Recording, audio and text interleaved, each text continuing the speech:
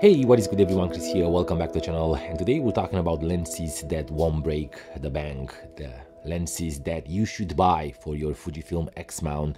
And I think these three that I chose are the ones, my favorite cheap lenses from Fujifilm that I will definitely recommend to all of you. So stay with me, and if you didn't subscribe, please go ahead and press that button because we have these kind of videos every week.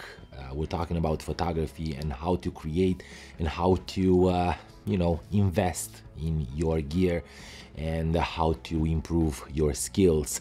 So like I said, three cheap lenses. Today it's about the lenses that I love the most, and first one is the one that you probably know already. It's the 27mm f2.8 Mark 1 because they just released Mark 2, but this lens is something else. This is the lens that you will probably be happy with having with you all the time. And if you're doing travels, if you're doing street photography, if you're even doing landscapes, this lens is pretty good. The sharpness is there, the autofocus is snappy enough for all kinds of situations, probably, you know, except sports or something very like fast action, but other than that it's gonna be good for you. And this is a lens that I recommend all the time, especially if you're an XT3 shooter or an XT10 or an XT20, because these cameras are super small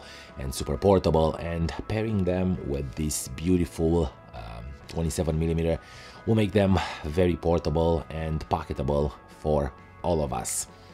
Now, there might be other things that you need a lens for, and if you are focused on prime lenses, you will probably want to have a lens that can help you get closer to the objects, or maybe help you with do very sharp and very crisp portraits. Well, this is the 60mm f2.4.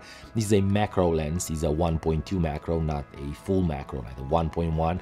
The 80mm, it's very expensive in my opinion as a macro lens, and this lens is probably around $350–400, maybe cheaper if you find it a little bit beat up.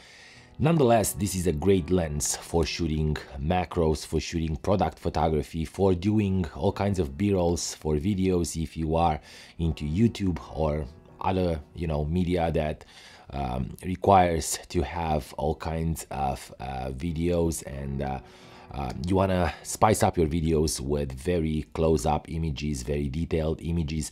Also, like I said, this is a great lens for portraits. It's not the fastest in the bunch. It's actually pretty slow in terms of autofocus. It has that old autofocus motor, and it's very loud, and I believe that that might be a downside for some of you.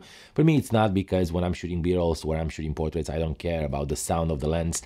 The fact that this lens is so good is because it's sharp, and like I said, it has a magnification of 1:2, which makes it pretty close up. You can crop a little bit, especially if you're shooting on a 26 megapixels like the XT3 or the XT4 or the XE4 or the XS10.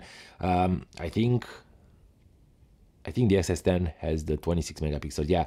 So if you're shooting on those megapixels, you can crop a little bit and be pretty close to a 1:1 magnification.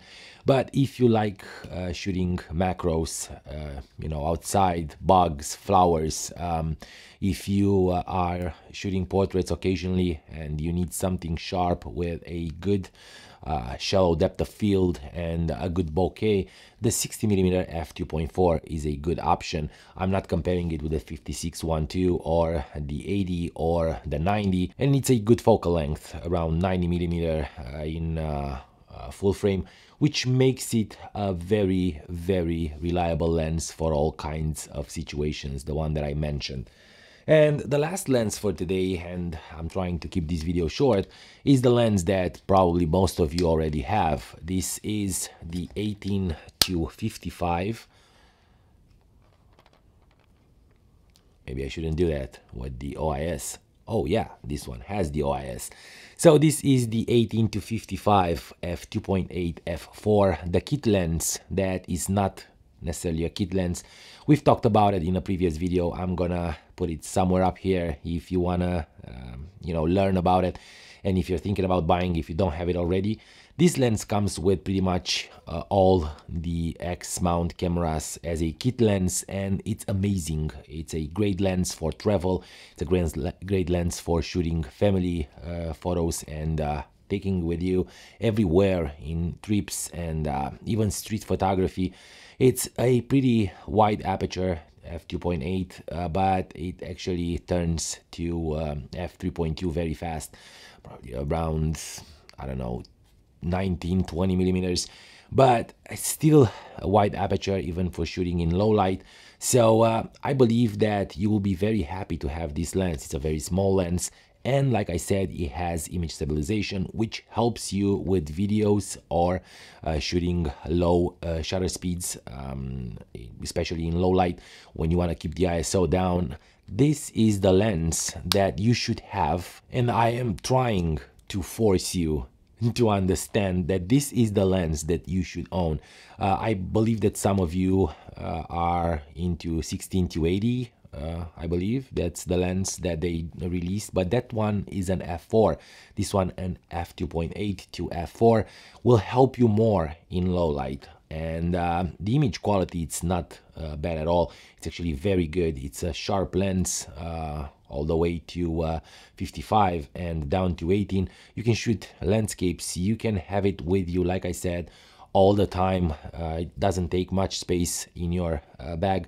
It can be a good companion for the 60mm f2.4, and with these two you can travel all over the world and get good images, as well as the 27mm. Though it might sound redundant, this one is a 2.8 27mm. This one is a 2.8 to f4, and around 27mm is, I think it's already f3.6 or f4.